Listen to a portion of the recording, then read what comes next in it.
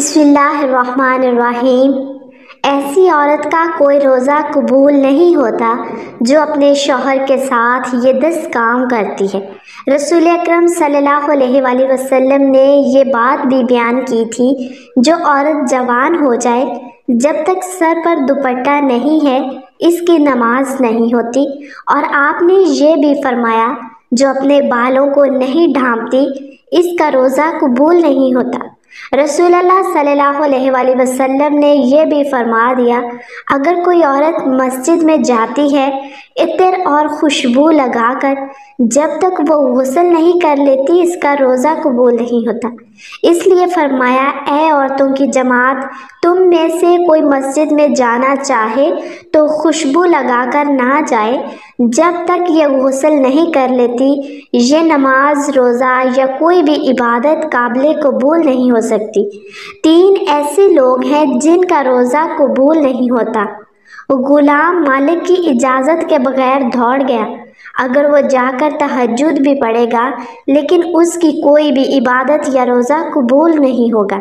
ایسی عورت جو اپنے خاوند کو ناراض کر کے رات گزارتی ہے اس کا بھی روزہ قبول نہیں ہوتا، اور ایسا انسان جو لوگوں کو نماز تو پڑھاتا ہے لیکن لوگ اس کی امامت پر خوش نہیں ہیں، پسند نہیں کرتے۔ شرط یہ ہے کہ کوئی شرعی سبب ہو، ویسے مزاج کی بات ہو۔ ایسا انسان اگر کسی سبب کی وجہ سے لوگ اسے پسند نہیں کرتے تو ایسے انسان کا روزہ قبول نہیں ہوتا۔ حضرت ابو ہریرہ سے روایت ہے کہ آپ صلی اللہ علیہ وآلہ وسلم نے فرمایا، 3 لوگوں کا روزہ نہ قبول ہوتا ہے اور نہ کوئی نیکی اوپر چڑھتی ہے۔ نمبر 1، بھاگے ہوئے غلام کی، جب تک کہ اپنے مولا کے پاس نہ آ جائے اور ان کے ہاتھ میں اپنا ہاتھ نہ دے دے۔ نمبر 2، ایسی عورت جس سے اس کا شوہر ناراض ہو۔ نمبر 3، اور مست شرابی کا، جب تک شراب کا اثر ختم نہ ہو جائے۔ اس حدیث کے فائدے لکھتے ہیں، مرد عورت پر نگراں ہے اور عورت اس کے ماتحت ہے۔ خدا کے بعد عورت کے لیے شوہر ہی ہے۔ والدین کے حق پر شوہر کا حق غالب ہو گیا ہے۔ اگر مذہب میں کسی کو سجدہ تعظیمی کی اجازت ہوتی تو عورت کو ہوتی کہ وہ شوہر کو سجدہ کرے۔ حدیث نبوی صلی اللہ علیہ وآلہ وسلم میں ہے، عورت کے لیے اس کا شوہر جنت یا جہنم ہے، کیونکہ اس کے حق کو ادا کر کے جنت پا سکتی ہے۔ جس کا اتنا بڑا حق ہو بھلا اسے ناراض کیسے کیا جا سکتا ہے؟ پھر خدا نے جسے رفیق حیات بنایا ہے، زندگی بھر کا ساتھی اور معاون بنایا ہو، دنیا میں جس کے بغیر گزارا نہیں، اسے کیسے ناراض رکھا جا سکتا ہے؟ اس لیے اگر شوہر ناراض ہو جائے تو اسے راضی کرنے کی کوشش کرنی چاہیے، کیونکہ اس کے بغیر دنیا و آخرت میں نقصان ہے۔ حضرت عائشہ رضی اللہ تعالی عنہا کی روایت ہے کہ نبی کریم صلی اللہ علیہ وآلہ وسلم نے فرمایا، بالغہ عورت کی نماز، روزہ اور عبادت سر ڈھانپے بغیر قبول نہیں ہوتی۔ اس حدیث میں عبادت کے دوران سر ڈھانپنے کا حکم ہے، چنانچہ اگر عورت دوران عبادت سر نہ ڈھانپے تو اس کی عبادت قبول نہیں ہوتی۔ عورت کو عبادت میں ہاتھ، پاؤں اور چہرے کے علاوہ باقی سارا بدن ڈھکنا ضروری ہے، سینہ بند ضروری نہیں۔ ایسے باریک کپڑوں میں جن سے بدن چھلکے روزہ قبول نہیں ہوتا۔ جو کپڑے ایسے باریک ہوں کہ ان کے اندر سے بدن نظر آئے، ان سے روزہ نہیں ہوتا، بلکہ نماز یا کوئی بھی عبادت قبول نہیں ہوتی۔ ہر عبادت کے لیے دوپٹہ موٹا استعمال کرنا چاہیے اور اسے اچھی طرح لپیٹنا چاہیے کہ ایک بال بھی نظر نہ آئے۔ چہرہ، دونوں ہاتھ گھٹنوں تک اور دونوں پاؤں ٹخنوں تک، ان 3 اعضاء کے علاوہ پورا بدن ڈھکنا عورت کے لیے ضروری ہے، اور یہ روزے کے قبول ہونے کی شرط ہے۔ اس کے بغیر روزہ قبول نہیں ہوگا۔ خواتین کا یہ کہنا ہے کہ جب بندوں سے پردہ نہیں تو خدا سے کیا پردہ؟ بالکل غلط منطق ہے۔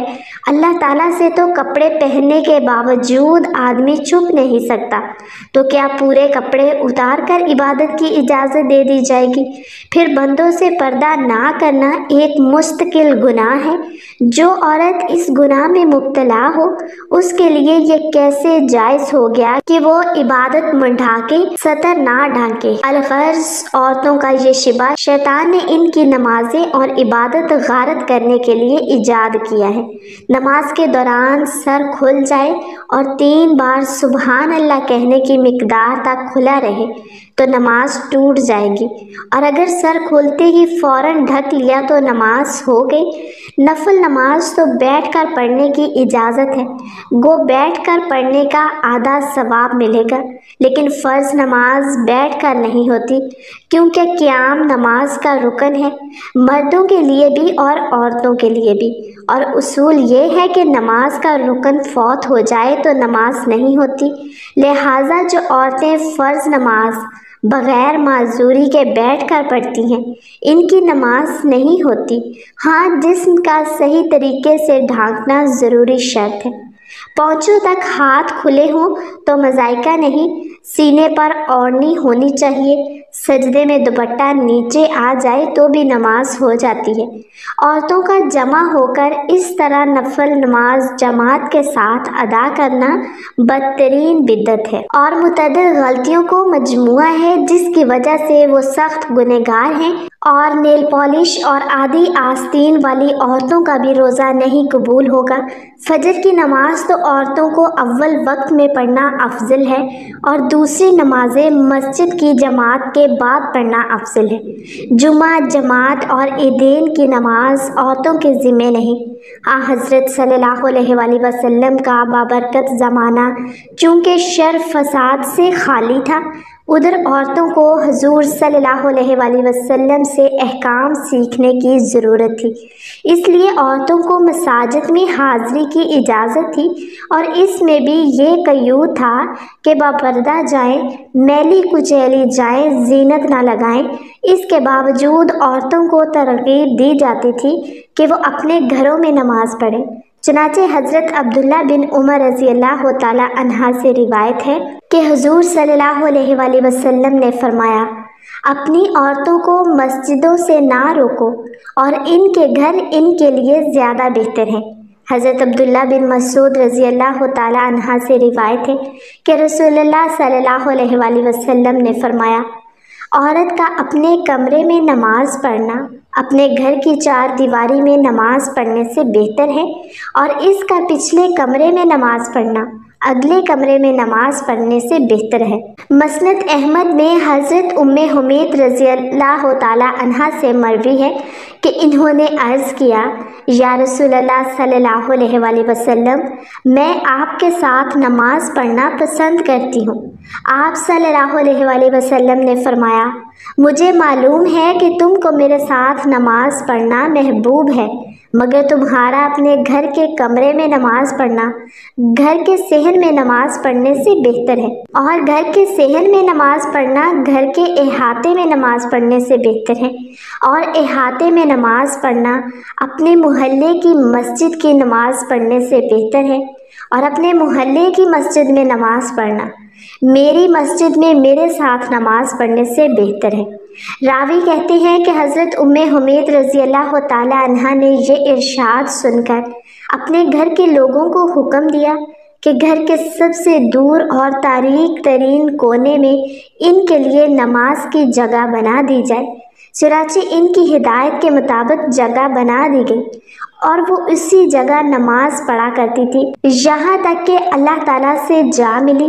یہ تو حضور صلی اللہ علیہ وآلہ وسلم کے دور سعادت کی بات تھی، لیکن بعد میں جب عورتوں نے ان قیود میں کوتاہی شروع کر دی جن کے ساتھ ان کو مساجد میں جانے کی اجازت دی گئی، تو فقہائے امت نے ان کے جانے کو مکروہ قرار دیا۔